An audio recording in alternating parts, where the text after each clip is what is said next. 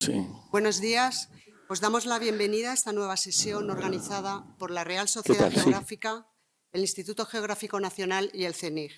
Tenía que presentar esta sesión la secretaria general de la Real Sociedad Geográfica, María Asunción Martín Lou, pero por un imprevisto de última hora no ha podido venir y os ruega que la disculpéis. Es para mí un honor sustituirla en este acto. Esta conferencia es la sexta ya dentro del ciclo de conferencias que venimos celebrando desde hace 2 años para dar a conocer a los más jóvenes, a las nuevas generaciones que os estáis incorporando al Instituto, cómo han evolucionado las ciencias y técnicas de tratamiento de la información geográfica en el Instituto Geográfico Nacional. Hoy, el ponente, Jesús Sastre Domingo, ha elegido para esta conferencia un título muy sugerente: Secretos de archivos, explorando los fondos documentales del Instituto Geográfico Nacional. Jesús, seguro que nos descubres un montón de cosas que no sabemos, ¿eh? No quiero alargar más esta bienvenida. Muchas gracias por acompañarnos en este acto y cedo la palabra a Marcos Pavo, quien presentará al ponente. Bueno, muchas gracias. Tengo el honor y el placer de presentar a Jesús Sastre, que además es compañero jubilado ya del IGN. Y bueno, entre su currículum entró como delineante cartográfico, no digo el año si no quieres, hace bastantes años, algunos éramos muy pequeños, y obtuvo el título de ingeniero técnico en topografía en 1981 y posteriormente ingresó como funcionario de carrera, como sabéis, en uno de los cuerpos propios del IGN, que es el de ingenieros técnicos en topografía. Entre los diversos puestos que ha desarrollado ha estado todos, o bueno, casi todos relacionados con la archivística, no solo con el archivo del IGN, el archivo técnico, archivo topográfico, que es el que custodiamos aquí, sino también con el archivo fotográfico, es decir, con la fototeca en una época en la que, si mal no recuerdo, ni siquiera existía la unidad que es la encargada ahora, que es el CENIC, que es el Fondo de Fotografía. Eso es otro archivo del que se podría hablar también largo y tendido, y además hay una exposición. Entonces Jesús es una de las personas que conoce a fondo, y nunca mejor dicho, los fondos del archivo, que es uno de los grandes desconocidos del Instituto Geográfico Nacional. Queda mucho por descubrir, quiero decir, a pesar del trabajo de Jesús y de mucha gente que estamos trabajando en esto desde hace años. Una de las suertes y de las desgracias de un archivo es que sigue quedando documentación. El objetivo es primero catalogarlo todo, intentar ponerlo a descarga y hacerlo conocido. Y en ese sentido, ya digo, los que más saben son los que han estado en contacto directo con la documentación, que tienen esa suerte y esa desgracia. Es una tarea, en fin, satisfactoria, pero también sabemos que queda mucho por hacer. Entonces Jesús nos va a hablar, en fin, de toda esta documentación del archivo y cómo son los procesos, ahora que estamos rodeados de nuevas tecnologías, antes de llegar a estas tecnologías que tenemos ahora, y ver cómo esto es un legado del instituto y probablemente, como suelo decir muchas veces, quizá no es la información más vistosa que custodia el instituto. Vamos a ver, hay mapas antiguos que son muy bonitos y tal, pero con toda seguridad es la más valiosa con el carácter histórico que tiene, porque es la primera imagen métrica del territorio, es decir, es la primera imagen que existe de toda España basada en una red geodésica, con mediciones topográficas, geodésicas, y donde realmente podemos medir. Y no es cartografía, pues eso, decimonónica o del siglo XVIII. Así que sin más, pues le doy la palabra a Jesús. Bueno, pues nada, muchas gracias por estos prolegómenos, y yo voy a empezar por agradecer a todos los que me han ayudado a preparar y presentar estas notas en forma de píldoras, porque los ponentes estamos ya muy mayores y vivimos a base de píldoras. Entonces habrá que suministrarlas, porque tenemos poca memoria y a veces contamos cosas que nos las hemos imaginado. O sea que mucho ojo con lo que diga, que a lo mejor hay alguna mentira. Bueno, vamos a entrar en materia. Y los orígenes míos, como ha dicho Marcos, son de delineante. Yo empecé aquí de delineante cartográfico. Cartográfico no es industrial ni arquitectónico, ni de arquitectura, porque, como muy bien sabe Miguel Herrero, en la cartografía lo que hay son muchas curvas, y en estos otros dibujos son todas líneas rectas. Este es un pequeño homenaje a una compañera de los 30 que entramos para revitalizar la formación del mapa topográfico nacional a escala 50.000. Es María Victoria Ramón, que entramos 30 jóvenes, y ella se pasó prácticamente 30, 40 años dibujando mapas 50.000, Y yo, como era un poco inquieto, pues hice de todo. Hice de 50.000, de 200.000 y luego seguí estudiando, me hice topógrafo y pasé. Pero bueno, vamos a seguir con la cartografía. La cartografía se esgrafiaba porque había que obtener muchas copias de estos dibujos. Los otros dibujos industriales se hacían copias, pero pocas, y con métodos copiativos someros.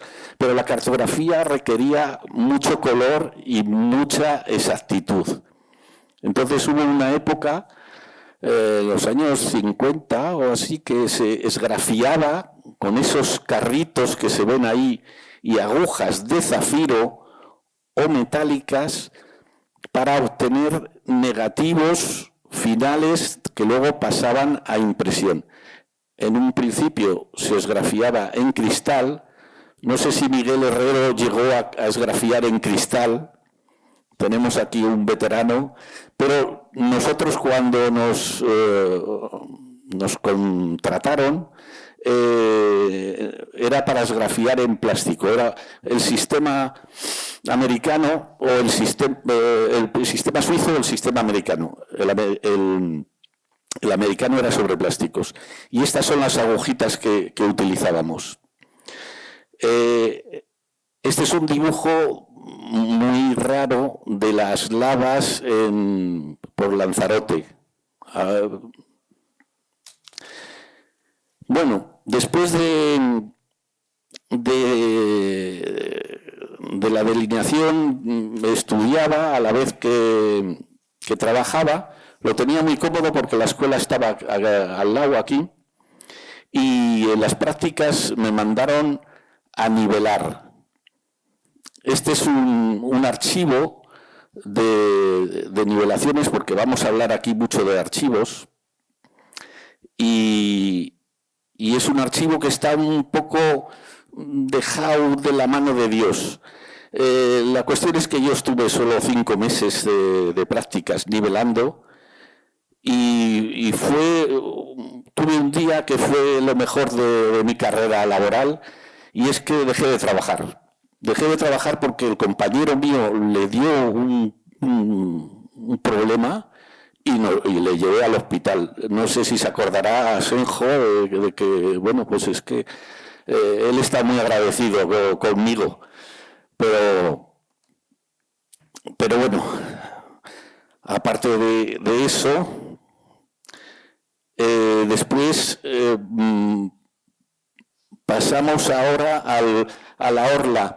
Esta es una orla que hice porque en mi época estábamos en la transición. Había muerto Franco hace unos cuantos años, perdón, y con fotografías que encontré en los archivos hice una orla que la llamé orla democrática.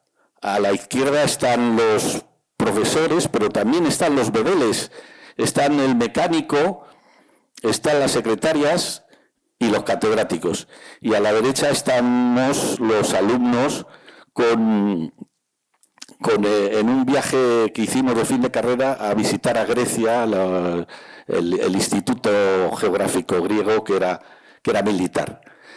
Entonces, para sacar dinero, yo, como trabajaba en delineación, hice un mapa mundi del bote.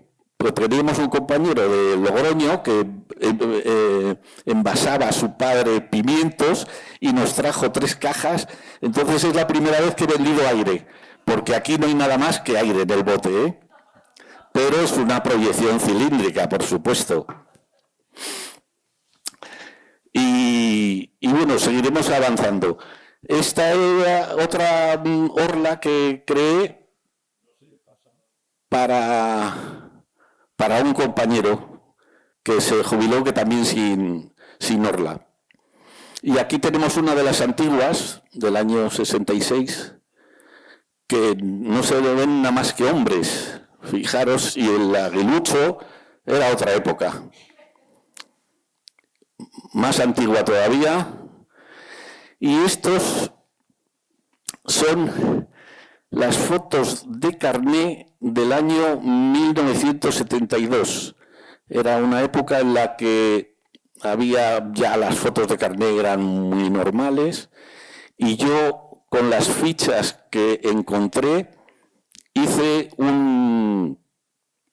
este montaje, pero es un poco simplote. Entonces, lo que una compañera, Angelines Fraile, hizo un montaje estupendo. Yo lo he llamado el Facebook o el LinkedIn de 1972. Os voy a poner unos minutos de... Están por orden alfabético los ingenieros geógrafos y luego los topógrafos. But I guess that's just the way the story goes.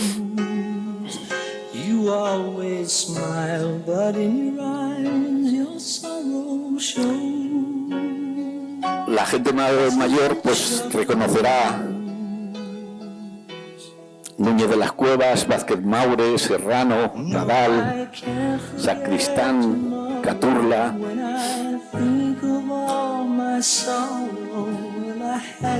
Borrego, Raposo, Arnaz.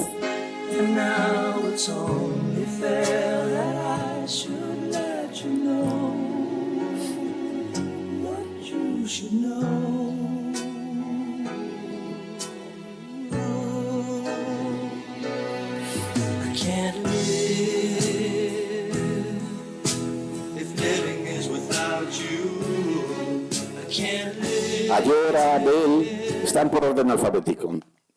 Bueno, y hay algunas caricaturas que encontramos en un despacho cualquiera. Esto no estaba en el archivo. Y Javito, Lorenzo y Tadeo, que fueron cartotecarios de aquí del Instituto Geográfico. A la derecha está Martín López, que me parece un personaje fantástico, porque al final, cuando se jubiló, escribió 3 o 4 libros maravillosos de la historia de la cartografía y la topografía, que yo creo que van a pasar 100 años hasta que se hagan algo mejor. Vázquez Maure, derramé unas lágrimas cuando murió, porque murió muy joven. Era un catedrático y profesor que le estimábamos todos mucho. Luego me hicieron jefe de sección, no sé si por méritos, pero sí, yo creo que era por méritos. El caso es que teníamos de los primeros ordenadores IBM que había en el instituto para componer textos y los rótulos de los mapas. Uy, se me ha olvidado decir que sí, que estábamos... Sí, que en las orlas éramos todos hombres, pero la restitución o la delineación era femenina. Y una gran contradicción del Instituto Geográfico es que el Instituto Geográfico es de ciencias, aunque tenga la palabra geografía, y los estudios de geografía son de letras. Esto lo resumió muy bien Julio Llamazares, un escritor de León, que contaba que a los 14 años le dieron a elegir o ciencias o letras. Y es que la vida, yo creo que es una mezcla. La administración, el Instituto Geográfico forma parte de la administración, a veces es un poco como un dinosaurio, no evoluciona. Y yo creo que debe abrirse a otros profesionales. En algún momento se abrió para la toponimia a gente de geografía, que normalmente solían ser mujeres, las que habían hecho geografía. También se tienen que abrir a marketing, porque se vende mucha cartografía y hay que saberla vender. Y otra cosa de los que faltan, y luego lo veremos, es algún archivero profesional para gestionar los grandes archivos que tenemos aquí. Bueno, estamos ahora en el principio de creación de este edificio. Se intentó poner en el Retiro, donde está ahora cerca del Observatorio Astronómico, pero no cuajó la idea. Este edificio es del arquitecto Matet y se construyó en 1930, cuando la calle no tenía ni nombre. Ahora se llama General Ibáñez de Íbero, y estos son algunos de los documentos que se custodian en el archivo histórico. Una fachada que no se llegó a hacer. Había muchos proyectos, pero, bueno, pues ahí se conserva. Alfonso XIII poniendo la primera piedra y otros dibujos ejemplares. Y este es un pequeño homenaje al fotógrafo del Instituto, José Antonio Rodríguez, que para conseguir la fotografía esta tuvimos que esperar 2 o 3 años, porque los árboles que había justo enfrente del instituto nos despistamos un año y ¡puf! La primavera es fantástica y en 4 días se llenó de hojas, así que, pero al final la conseguimos. Es una especie de globo IGN. Bueno, esto es una cosa simbólica del instituto, y estas son las placas en las que dicen los directores que se empeñaron en construir el edificio, que para mí siempre ha sido magnífico. El fundador, que se conoce aquí como Ibáñez de Íbero, siempre se tiene aquí la fecha de 1870, la creación del Instituto Geográfico. Pero para mí el Instituto Geográfico se creó antes, se creó 14 años antes, lo que pasa que no tenía ese nombre. Y lo creó Francisco Coello. Cuando llegó Ibáñez de Íbero, heredó todo el personal que había, heredó la formación. Coello creó la escuela de topógrafos y hizo una gran labor. Al final son las 2 Españas que siempre estamos hablando, o el liberal o el progresista. El resumen de lo que creó Coello era contar, porque era instituto estadístico. Era contar, era medir y era representar. Para los archivos son muy importantes las funciones que se hacen. Y al principio el Instituto Geográfico y Estadístico tenía funciones cartográficas, catastrales, que luego se creó un organismo nuevo. Estadísticas, también se creó el Instituto Nacional de Estadístico nuevo.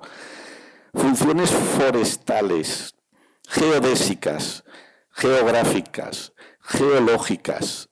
También tenemos otro organismo nuevo, Instituto Geológico. Meteorológicas y topográficas. Luego, al paso de los años, porque han pasado muchos años, más de 150, se añadieron otras como las astronómicas, sismológicas y geomagnéticas.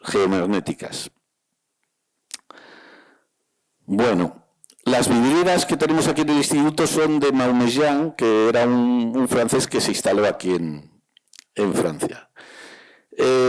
Aquí tenemos al hermano de Francisco Coello, que era teatrero, escribía cosas de teatro, pero también le contrató para hacer un resumen de los vértices geodésicos de primer orden.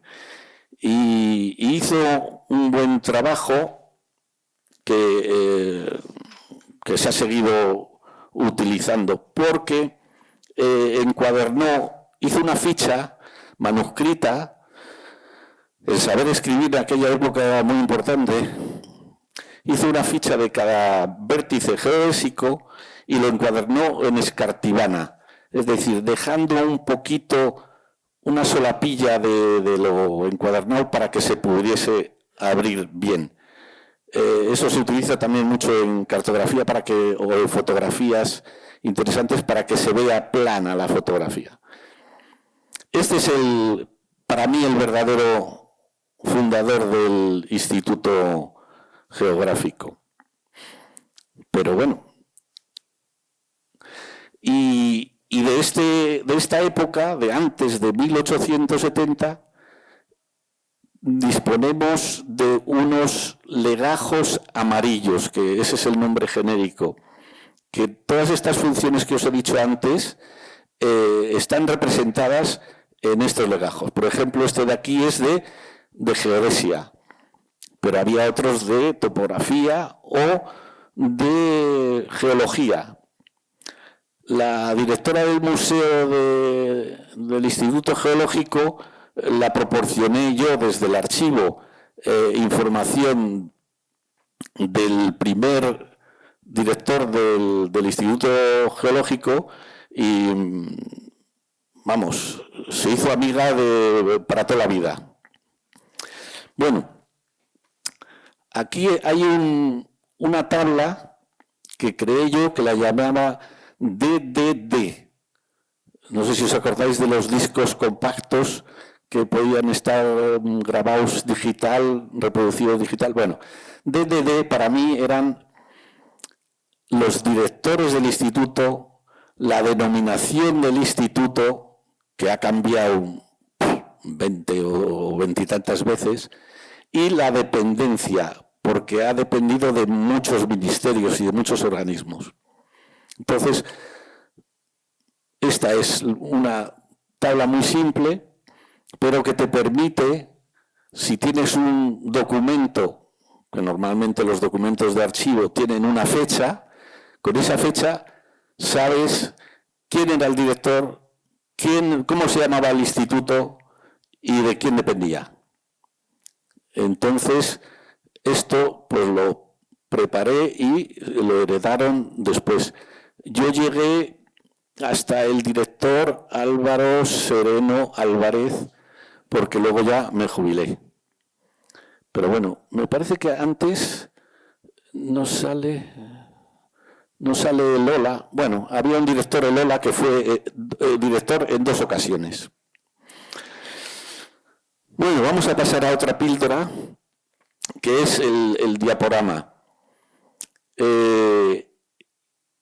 Mi afición a la fotografía y al montaje y a la difusión se plasmó en este encargo que me hicieron de contar qué es lo que hacía el instituto a través de diapositivas, ayudado por el fotógrafo José Antonio Rodríguez, que salió antes. Y disfrutamos mucho a los grupos de escolares que venían, pasándoles este pequeño diaporama. Ahora la verdad es que estoy muy orgulloso de que el instituto hace visitas prácticamente casi todos los días. Hay gente que viene a ver qué es lo que se hace aquí. Para el diaporama encargamos al ayuntamiento que limpiara esta placa que está en la calle Jorge Juan, que estaba hecha un poco sucia, y era la sede anterior. Antes de 1920 estaban las dependencias en la calle Jorge Juan. No me acuerdo de qué número. Aquí tenemos una buena historia.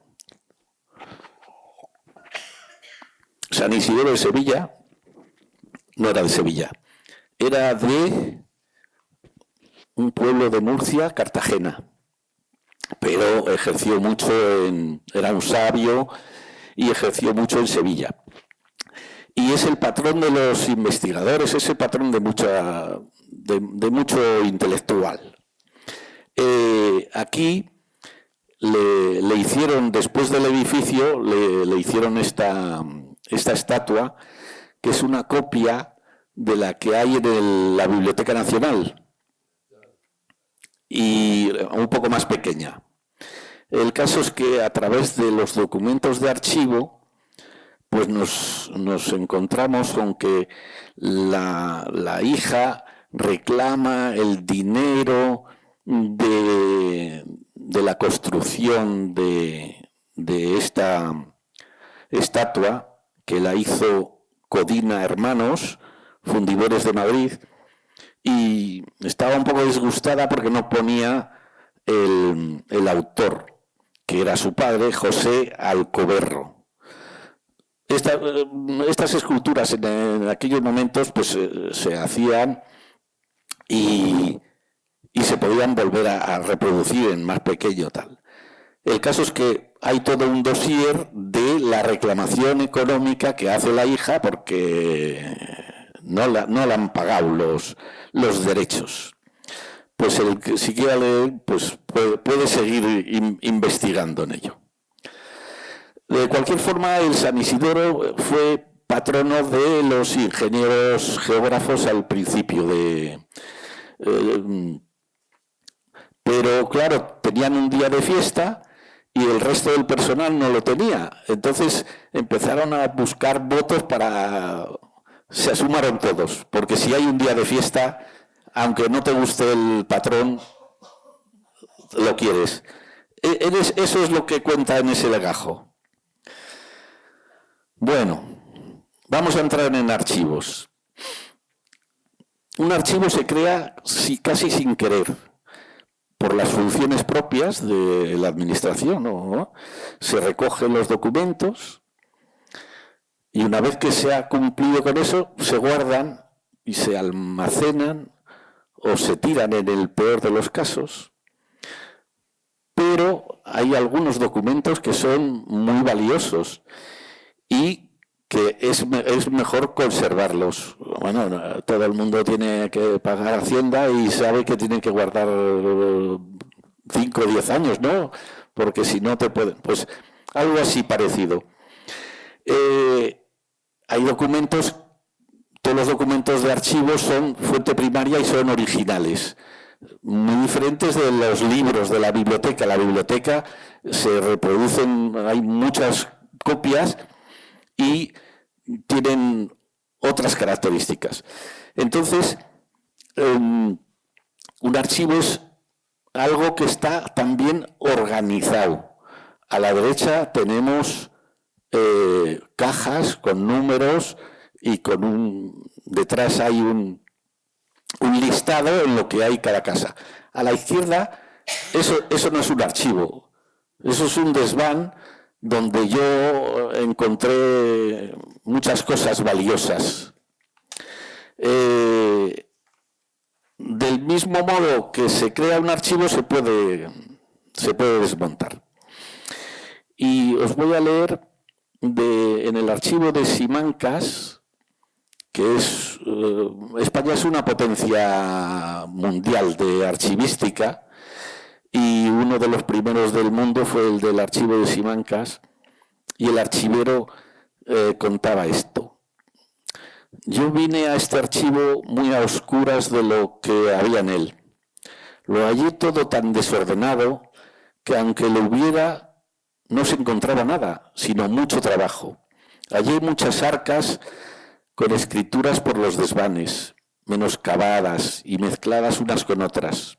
Bien, creo que de algunas escrituras que hay aquí debía haber inventario, pero como no la había ni guarda ni persona, todo se revolvía y cuando algo se buscaba y todo quedaba trastocado. Y así creo que solo han de aprovechar los inventarios que hagamos nuevos de aquí en adelante. Algo así me pasó a mí cuando llegué y a nuestro compañero José José Tadeo cuando llegó al archivo de originales. Luego hablaremos del archivo de originales. El caso es que bueno, veis la diferencia, ¿no? Yo tuve una petición del secretario general de Manuel García Pérez de decir, oye, hay unos desvanes llenos de papeles, de documentos, de legajos, de cajas, que no se sabe lo que hay. Hay que organizarlo. Y la verdad es que era un trabajo para más de 100 años. Yo, con mi paciencia, hice lo que pude y el jefe de personal, que en aquellos momentos era Rosado, me apremió a colocar los expedientes personales, que era lo que más urgente había, porque siempre hay reclamaciones. Y bueno, pues los expedientes personales en principio fueron muy sencillos porque es el orden alfabético, es un orden muy bueno. Y como me vi con tantos problemas, me dije, que inventen ellos no. Me matriculé en un máster de archivística y conseguí sacarlo. En mi vida he escrito tanto como en aquel año de 12 meses. Porque como era a distancia, con algunas clases presenciales, para que no te lo hiciera nadie, pues te ponían unas preguntas y unas cuestiones que te lo tenías que trabajar, vamos. Agradezco a una compañera de archivística que ha venido hoy y que hicimos un artículo que ya saldrá un poco más adelante. Esta tabla primera que se ve ahí son los expedientes personales colocados por orden alfabético. Era muy sencillo, había que poner nada más que el nombre, el año en esa etiqueta que se ve y el empleo, el trabajo que hacía. Tuve una ayuda de este personal de archivística y me pusieron también un ayudante para hacer este trabajo. En este desván yo trabajaba como en la época del confinamiento. Es decir, con bata, con mascarilla, con gorra, con guantes, porque aquello, aparte de documentos, había mucho polvo. Y este es un ejemplo de la mini base de datos en la que sale el nombre, el número de identificación, apellidos, el empleo y el inicio de su relación con el Instituto Geográfico. Es decir, 1863 se ve. ¿No se había creado el instituto? Sí, ya estaba el instituto, que se llamaba de otra manera.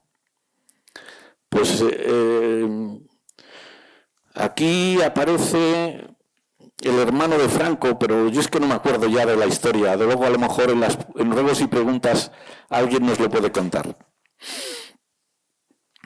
Bueno.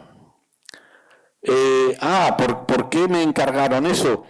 Porque hubo una queja del sindicato de comisiones obreras que habían visto unos papeles firmados por el general Ibáñez o no sé qué, y entonces surgió eso. Ahí esto hay que rescatarlo. Y esto fue en este mismo salón de actos en una ocasión que vino el secretario general de comisiones obreras.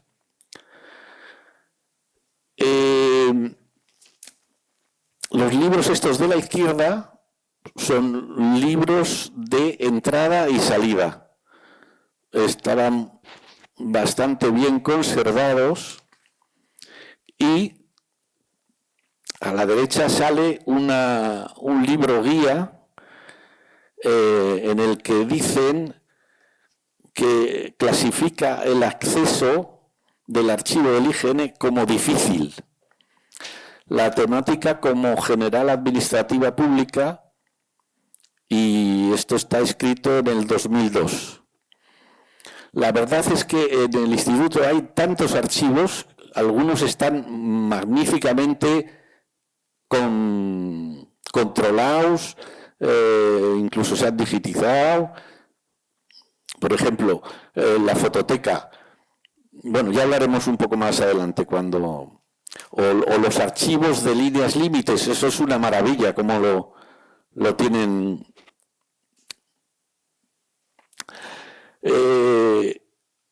Este fue uno de los primeros artículos que escribí y que a los jóvenes que hay por aquí les recomiendo que si hacen un trabajo un poquito especial, que lo plasmen en papel para que quede constancia.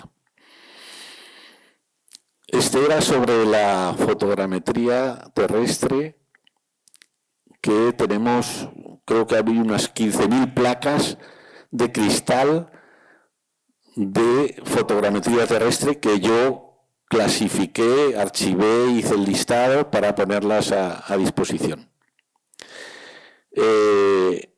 Eran de este estilo, y se compaginaba con la fotogrametría aérea. Esta es un pequeño esquema donde se ve rojo algo así. Es donde hay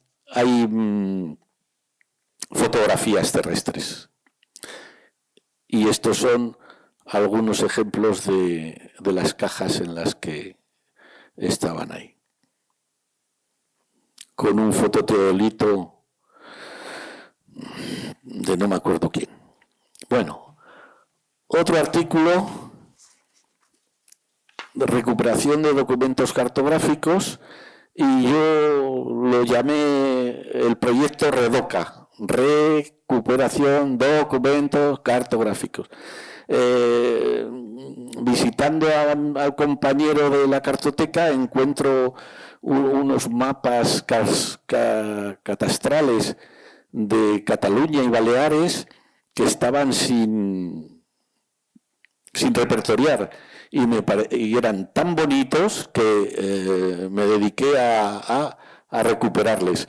Y la prueba de que esto sirve para algo es que hay una cosa que se llama índice de impacto, que es que el que ha leído ese artículo mío que he escrito, luego lo vuelve a citar él en sus escritos. A partir de ahí conocí al señor Urteaga, Nadal y Muro, que son unos pilares de la historia de la cartografía en España. Trabajaban en la Universidad de Barcelona y les suministré bastantes documentos del archivo. Este es un ejemplo de esos planos catastrales, 1858, levantados por Pedro Moreno y Ramírez.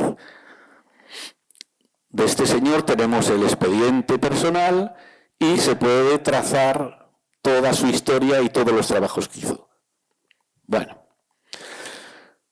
pasamos a la fotografía aérea, que por cierto hay una exposición ahora magnífica que se titula Imágenes al vuelo, en la que se retratan los 100 años de fotografía aérea en España. Yo fui jefe de la fototeca a partir del año 1989 y fui un traidor completo porque se llamaba archivo de vuelos. Cuando yo entré se llamaba archivo de vuelos y yo, como tengo mucha influencia francesa, lo cambié a fototeca, me parecía más moderno, pero en esencia es lo mismo. Se vendían las copias de los vuelos que habían servido para hacer el mapa topográfico nacional o el catastro o cosas de costas.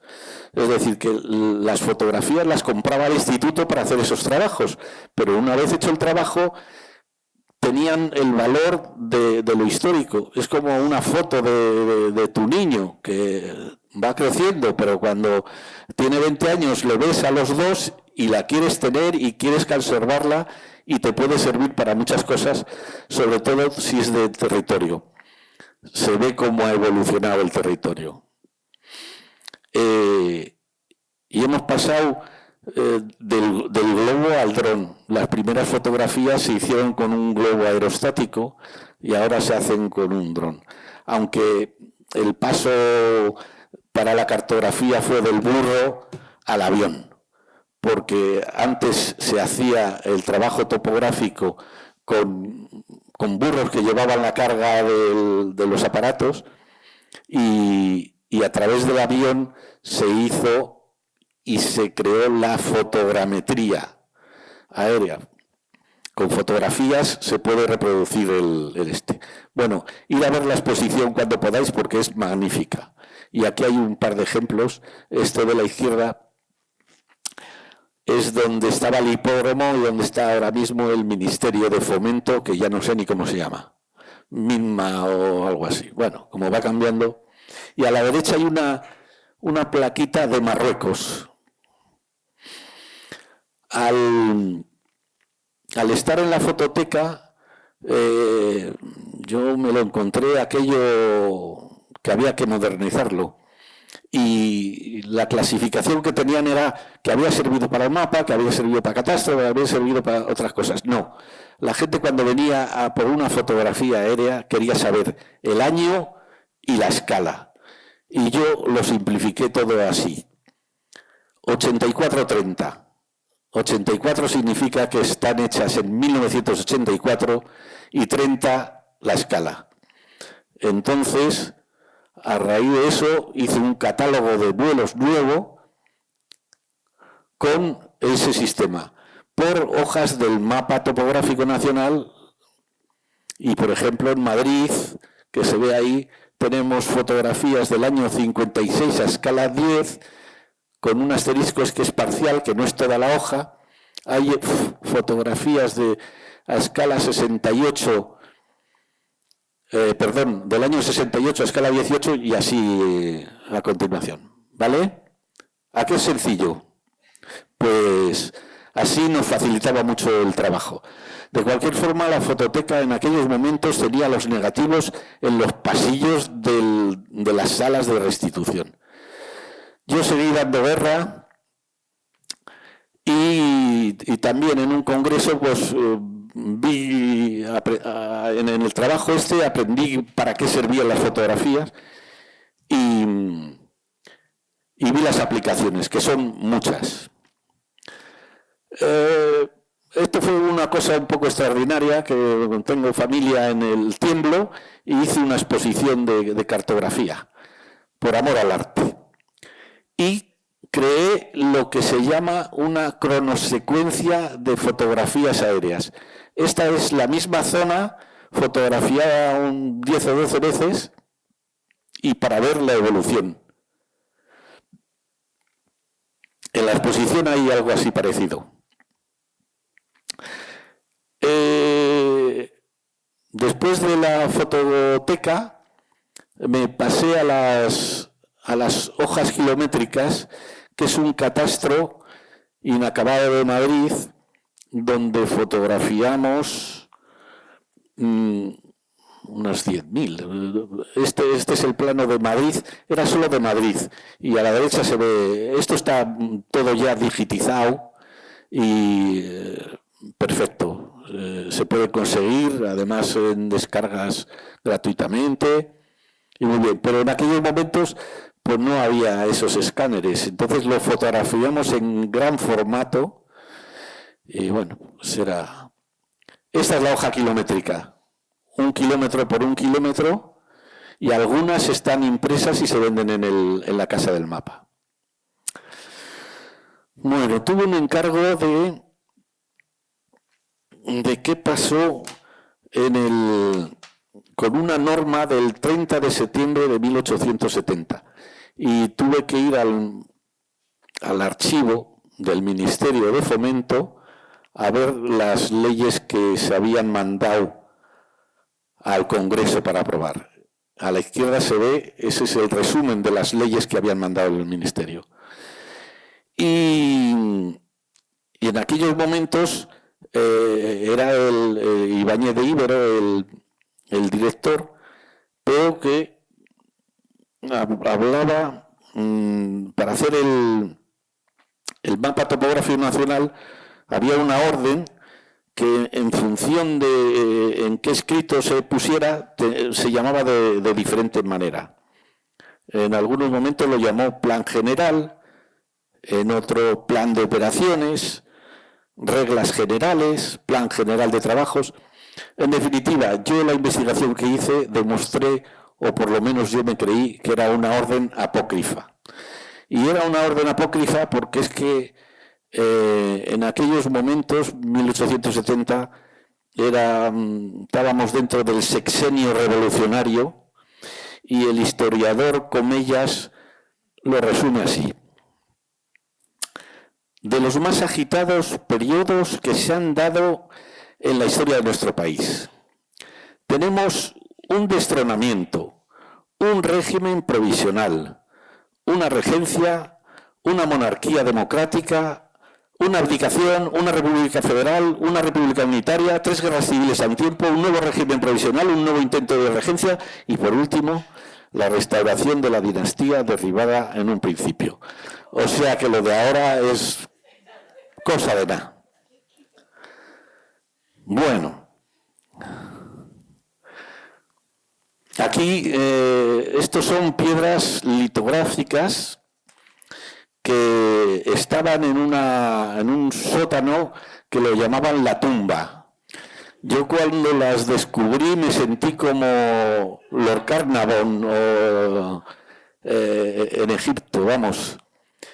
Y es que las piedras estas pesan 60 kilos. Ahora aquí se ve que se ve Madrid, ¿no? Pero yo cuando las vi me saltaron a la vista y me puse muy contento, pero no pude con ellas.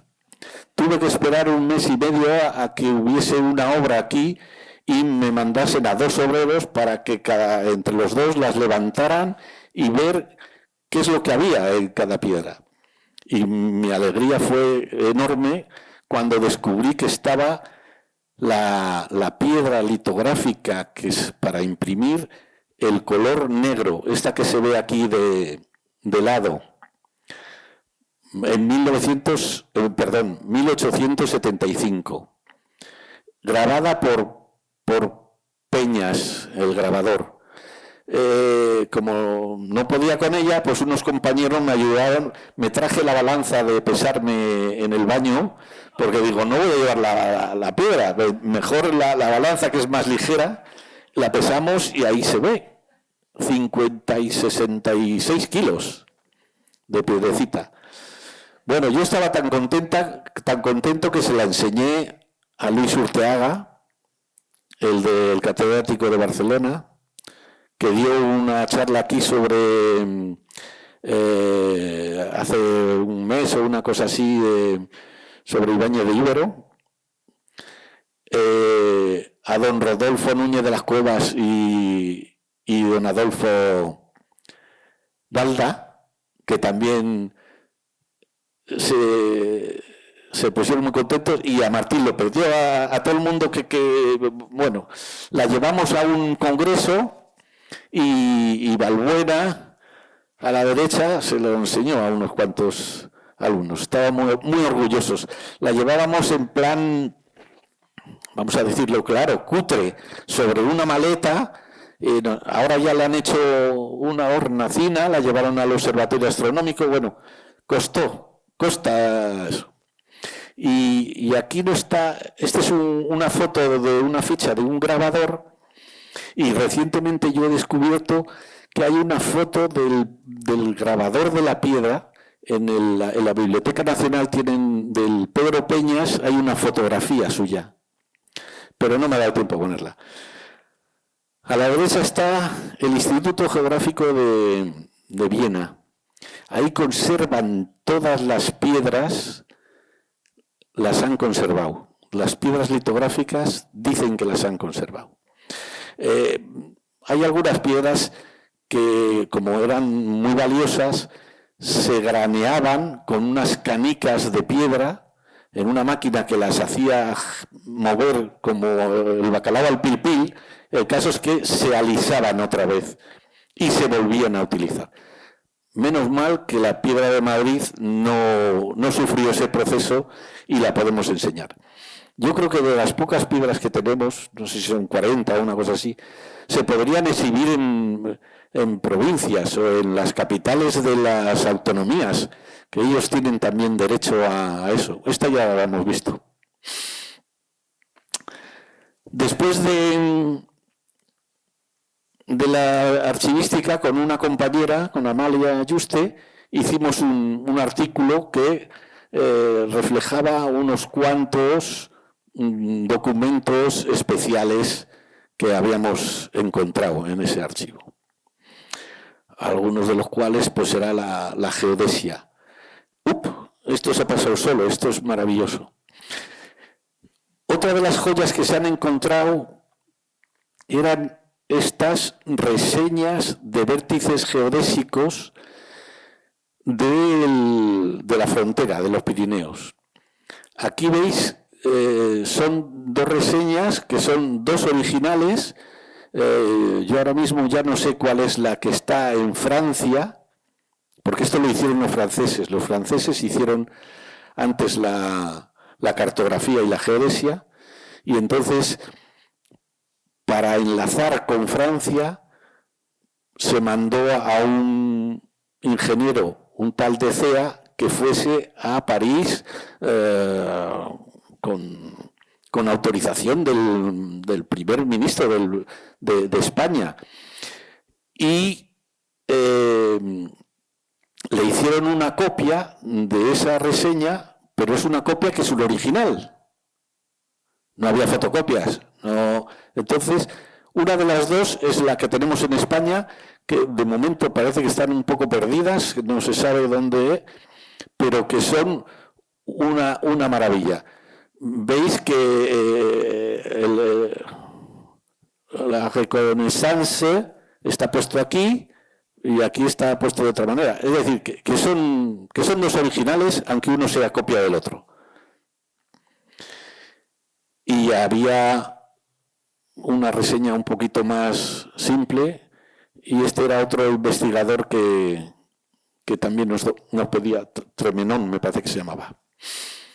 Pero fijaros, cuando el vértice estaba en una iglesia, pues dibujaban la fachada de la iglesia así, sin nada. Ahí se ve que esto en algunos momentos estuvo activo, pero en otros momentos pasó a la guardilla, se llenó de polvo y yo lo encontré. También me sentí como... Pues eso. Esta es un artículo de los geodestas franceses que habían hecho estos trabajos en esa época. Nosotros somos un poco más posteriores. Bien. Esto los profesionales lo conocen como la medición de la base de Madridejos. Y yo de toda la vida lo he visto como un dibujo. La parte de arriba es un grabado, porque en esa época las fotografías no se podían reproducir. Había que hacer un grabado o blanco o negro, pero los grises no salían. Y abajo está la fotografía, que son dos fotografías compuestas por un francés, Jean Logan, que se estableció aquí en España, y me dio mucha alegría ver que ese grabado es de esa fotografía. Pero bueno, esto es otra historia. Yo creo que para la próxima exposición o habría que hacer una historia de la geodesia o una historia del mapa topográfico nacional. Estos son otros dibujos de la medición de esa base, que fue muy importante, que la hizo el general Ibáñez de Ibero. Este hombre creó la regla esta bimetálica para las diferencias de bueno, no me sale la palabra, cuando se encoge la cosa o se alarga bueno, todos sabéis de lo que estoy hablando. Este hombre tenía bimetálica y luego también dice la leyenda negra que fue... se casó 2 veces, se casó aquí en España y se casó en Francia, luego cuando se exilió. Bigamo, eso es. Bueno, estas son eso lo dice la leyenda, yo no lo sé si será verdad, pero yo creo que sí. Estas son las cajas de madera en las que se guardaba toda la documentación de esa geodesia primigenia que se hizo. Estas cajas tenían 2 llaves. Una llave la tenía el director, el Ibáñez de Íbero, y la otra la tenía el archivero, porque eran unos documentos casi secretos para... Bueno, esto ya se ha quedado totalmente obsoleto, pero fijaros la importancia que tenía el archivero en aquellos momentos. Y bueno, aquí hay unos detalles de una lista de esos vértices.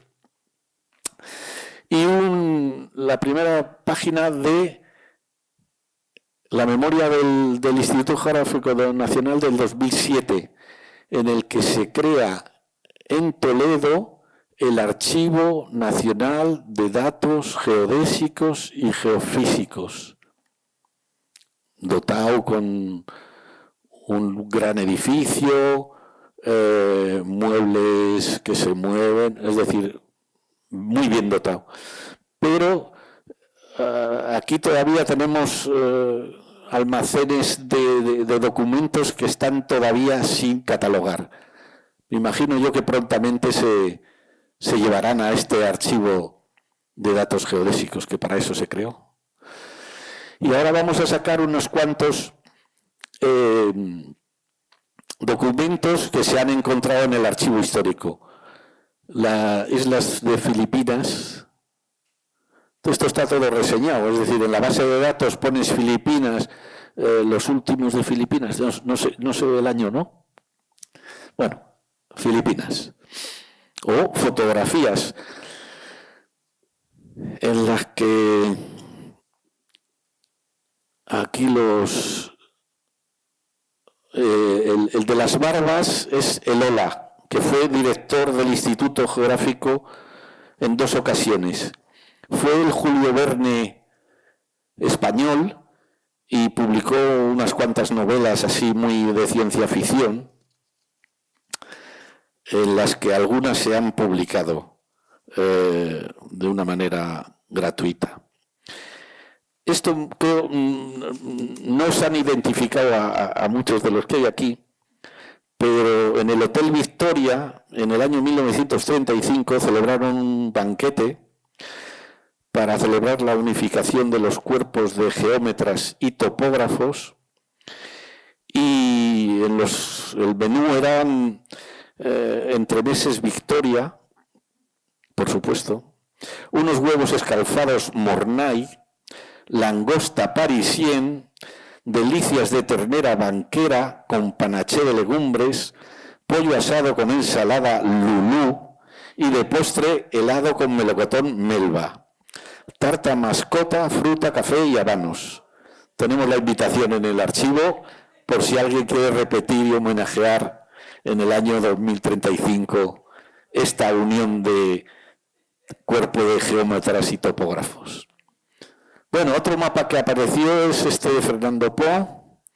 ¿Cómo vamos de tiempo? 59. Bueno, y aquí está la llegada a Guinea del gobernador general Abata, es Ángel Manzaneque, que más tarde sería el auditor de la 5ª División del Ejército de Ocupación en Madrid.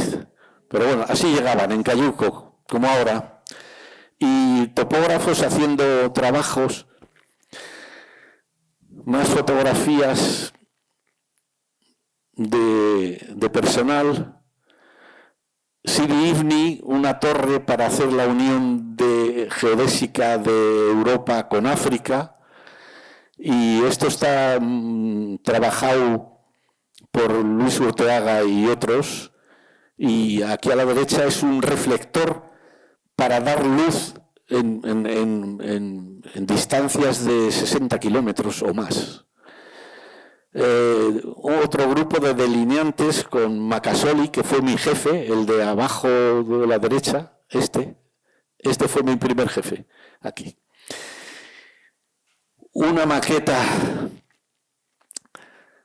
del Jarama de la Unión, que no lo hemos podido traer, y la comisión del ojeo del mapa topográfico con el Ola arriba confumando el puro y jefes. Bueno, el último artículo que escribí, yo creo que fue este de documentos, que también reflejan un poco, y vamos a pasar a lo más interesante, que son los limpios que veremos en una exposición que tenemos justo al lado. Esto lo ordenó el cartotecario José Tadeo, que son en papel catastrán, y aquí está. El mapa se hacía a escala 25.000, aunque fuese a publicarse a escala 50.000, es decir, se hacía 4 veces de superficie más grande. En el centro está la minuta, y luego, como cada color se imprimía aparte, tenía lo que se llaman limpios. Abajo a la izquierda se ve el limpio del color negro, con todos los detalles. Arriba a la derecha se ve el limpio del color verde.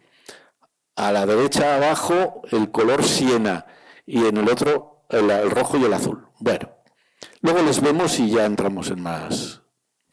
Y aquí están los ejemplos estos, que yo creo que hay tantos que se podrían llevar. Esto es lo que he hablado antes de los líneas límite, que están ya prácticamente digitizadas todas y disponibles para el público. También hay a escala 25.000 los términos municipales, porque se hacían la planimetría o la altimetría. Bueno, esto, y ya vamos a pasar al final.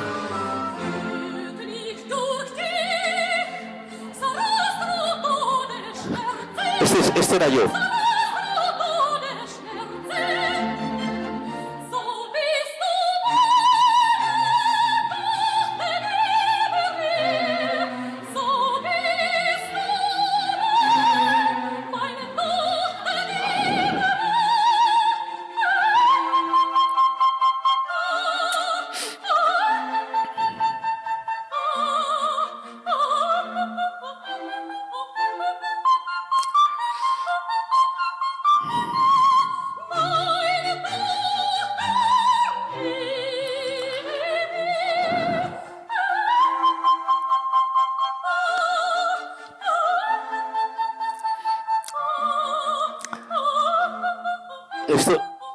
Esto se me ocurrió porque encontramos fotografías de los alumnos de la Escuela de Topografía, que estaba aquí al lado, y con esto terminamos. Yo creo que si hay alguna pregunta, que me gustaría que hubiese alguna pregunta.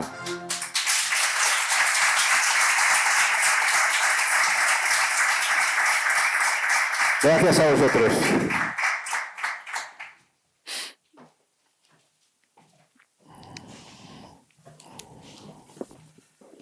Yo he planteado bastantes preguntas en mi charla, yo creo, ¿no?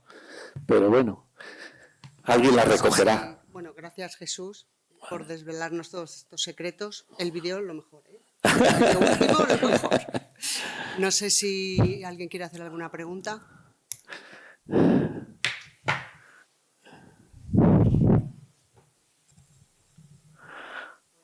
Ninguna pregunta. Soy su hermana. Me siento súper orgullosa y muy emocionada por todo el trabajo que ha hecho mi hermano. Me han venido miles de recuerdos.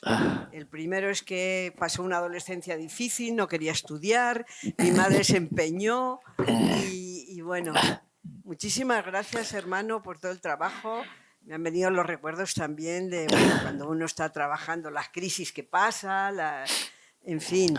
Y esta genealogía que has hecho sobre el instituto es valiosísima y darte las gracias y todo el orgullo de Hermana por todo el trabajo.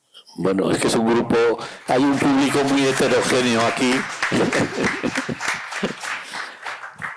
Una pregunta técnica, por favor.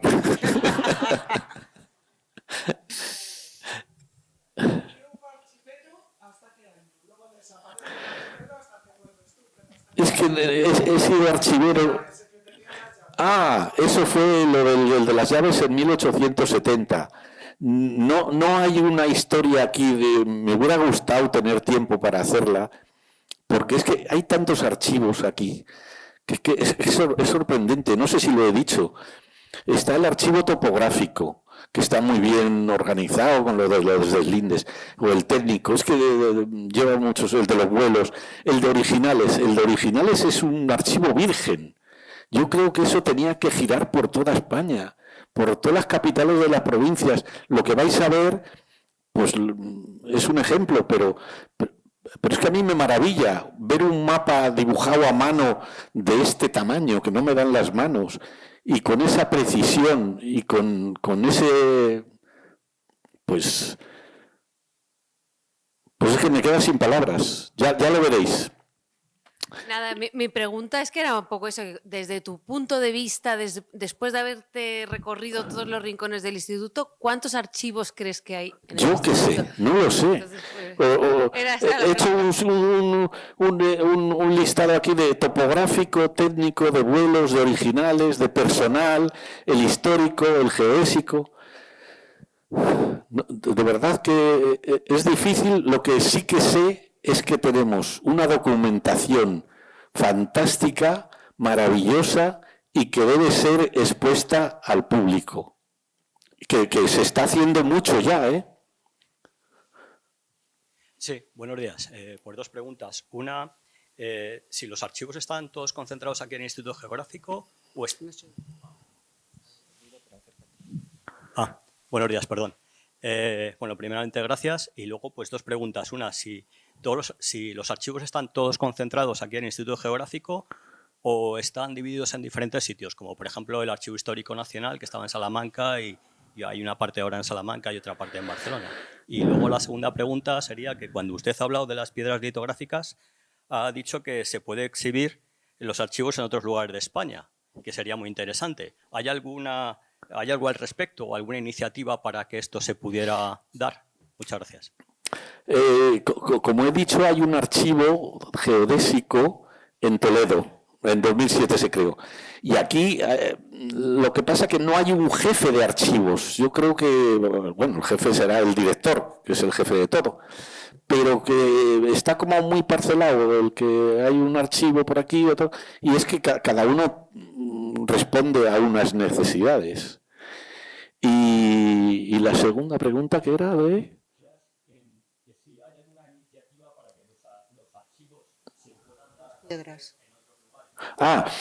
Hubo un tiempo aquí que se hacían exposiciones por provincias, Antonio Sáez, y ahora también hay una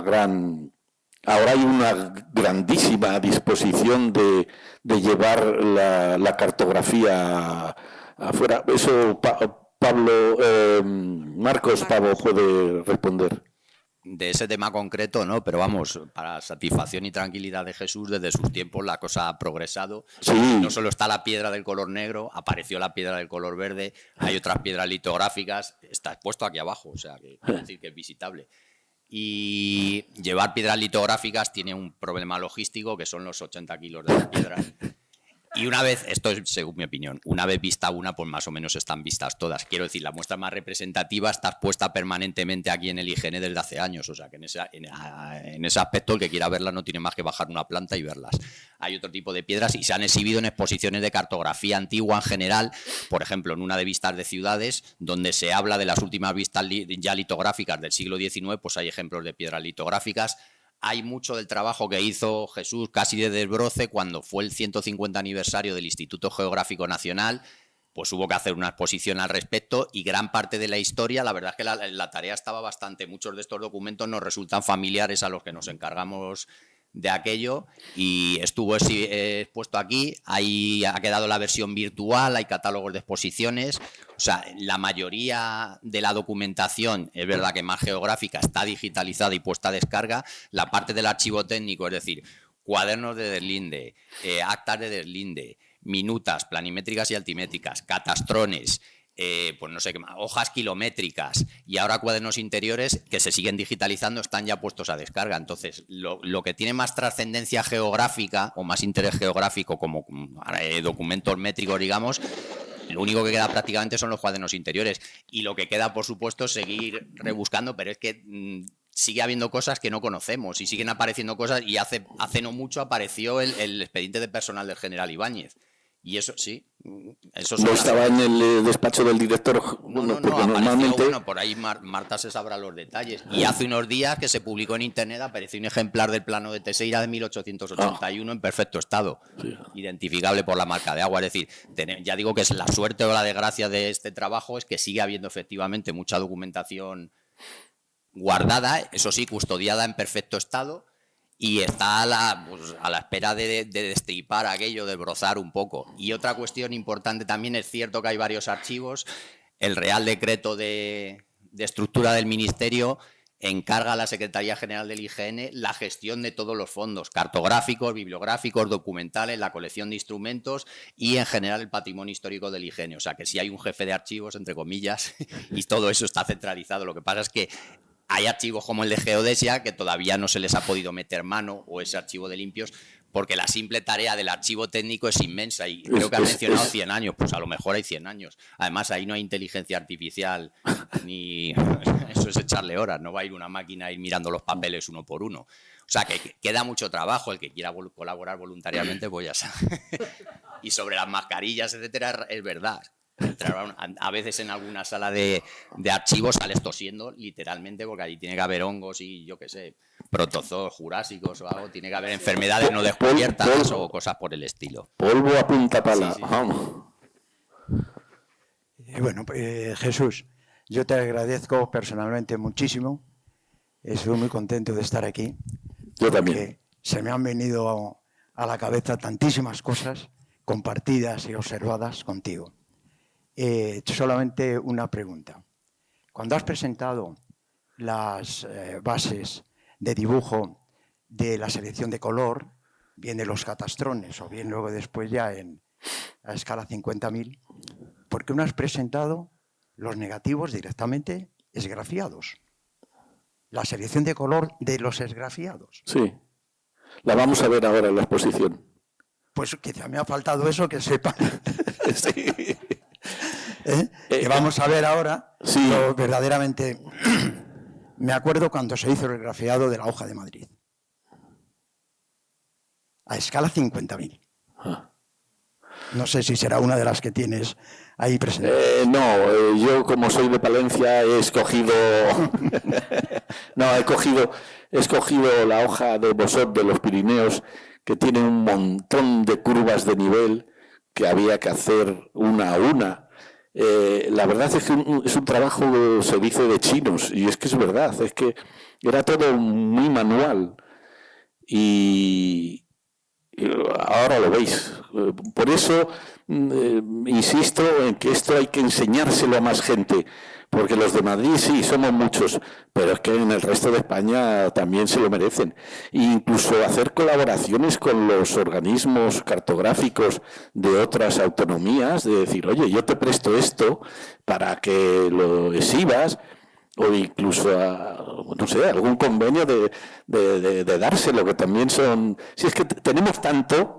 Es un poco como lo que han hecho los egipcios. No nos han dado un templo de Devot aquí para Madrid. Pues que es el mejor ejemplo y la mejor propaganda que pueden tener los egipcios aquí en Madrid y en España, ¿no? Pues si de las 800 hojas que tenemos les regalamos una, no va a pasar nada, no nos vamos a quedar. Aparte de que ahora mismo se digitiza todo y se tiene también la información, pero bueno. ¿Una pregunta más?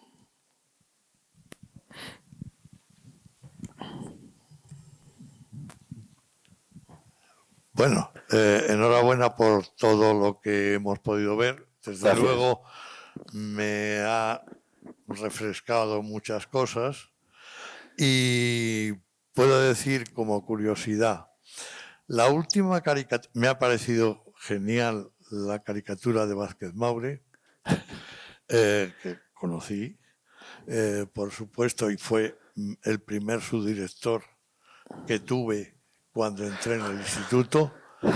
Después la última caricatura del equipo de ojeo, o yo no sé, algo del ojeo, Sí, que... esa la recuerdo perfectamente, estaba en la pared de uno de los despachos de Deslindes.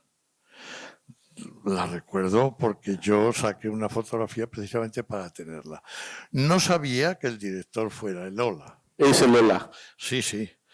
Pero hay un Manuel, porque cita ahí una serie de nombres, y me da la sensación, pero es una sensación un poco traída por los pelos, de que pueda ser Manuel Díaz Alegría. Alegría, sí.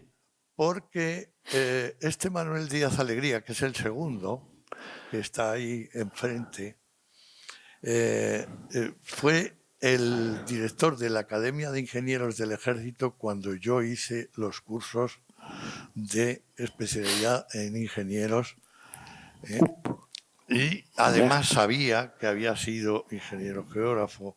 No sé qué años ejercería porque luego fue un personaje público y teniente general muy conocido. Los levantamientos, ¿pone Manuel? Sí, sí, Manuel. Bueno, Manuel Alegría, a mí sí. me dio la sensación, pero sin embargo, por la datación de la fecha, que no lo sé si existe, 1929. 1929 creo que pone. Bueno, entonces es posible que pudiera ser yo. Lo miraré porque tengo una escalilla en el que vienen todos los antiguos, una que se hizo, que heredé, y que se hizo en el año 6, antes de ingresar yo en el instituto, y ahí venían muchas personas antiguas.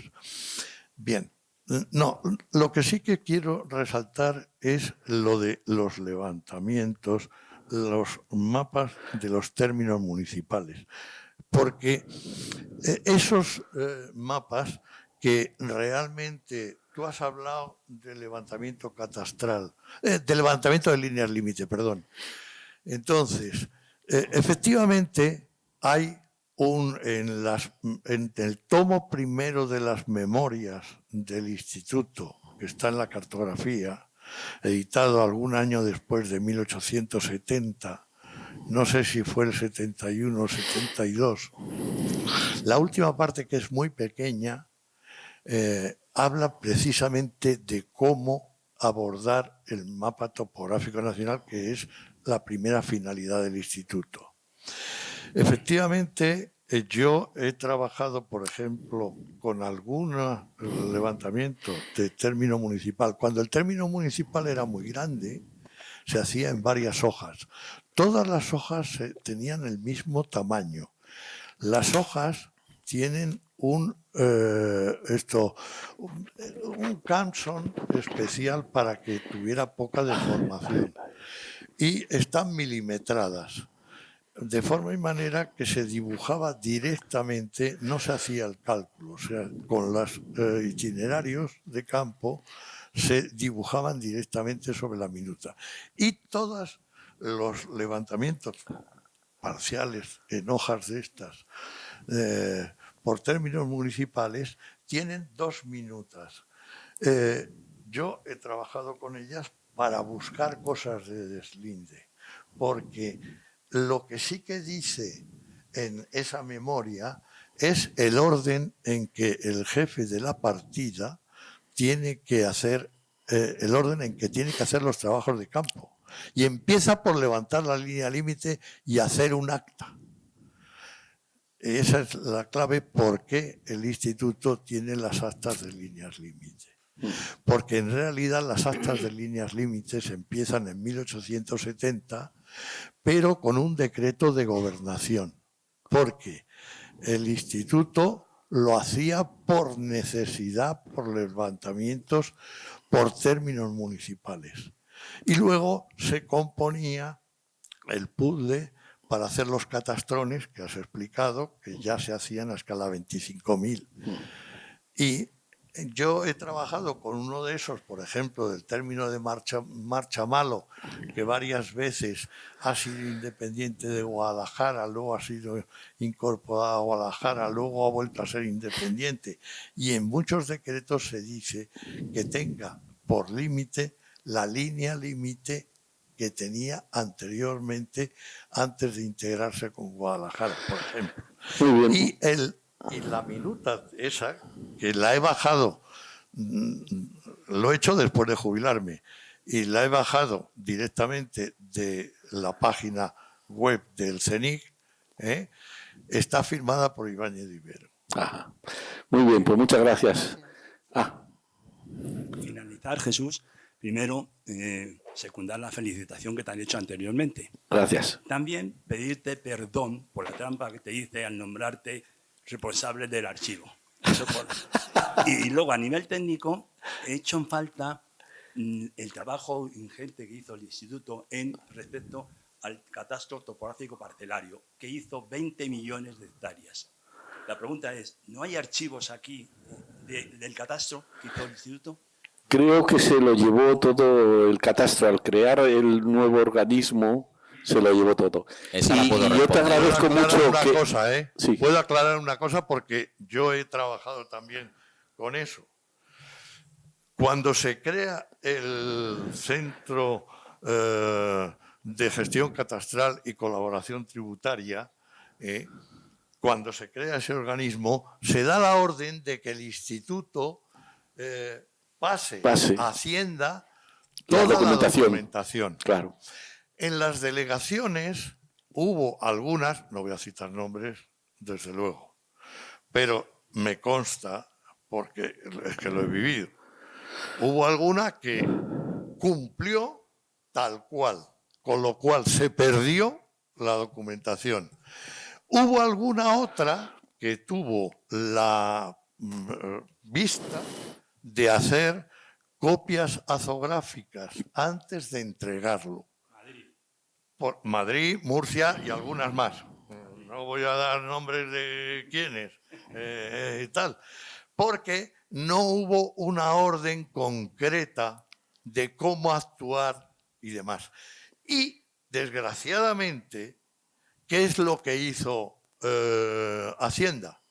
Hacienda los arrumbó y se venía al instituto a pedir información de esa información anterior. ¿Por qué? Porque la información histórica tiene valor. Claro. Porque el derecho consuetudinario en España se mantiene.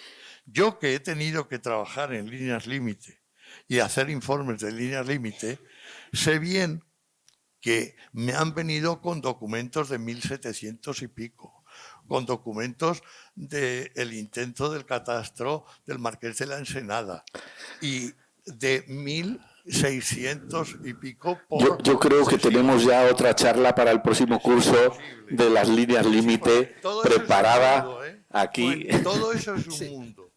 Sí. Bueno, pues si no hay ninguna pregunta más, antes de ceder la palabra a Marcos Pavo para que cierre el acto, queremos, Jesús, darte unos obsequios para agradecerte. Muchas gracias. La conferencia. Vamos a pasar ahora el que tenga un rato para ver la exposición, los documentos, que ya veréis que... Hombre, fíjate, el San Isidorillo de Sevilla, que era de Cartagena. Gracias. Y, hombre, el Galdós, bueno, el Madrid contemporáneo. Muchas gracias. Venga. Pues Vamos Bueno, a la exposición y damos por seguimos. terminado el acto, pasamos a la exposición y simplemente, reiterar también el agradecimiento para los que llevamos ya unos años y para los que están jubilados también nos recuerda cosas, algunos no las hemos vivido y está la importancia de mantener esto para el futuro. Y insisto, para tranquilidad de Jesús y orgullo y satisfacción, como diría aquel, se está trabajando mucho en el archivo y el camino es poner eso a disposición de todos, incluido el catastro topográfico parcelario, que efectivamente es una de las asignaturas pendientes, está perdido literalmente por toda España, lo hay en delegaciones, lo hay en archivos históricos, lo hay no saben ni dónde, y una de las cosas cuando tengamos tiempo es recuperar, porque sigue habiendo eso en delegaciones provinciales. Sí. Muchas gracias. No quiero entrar ya en más debates sobre esto.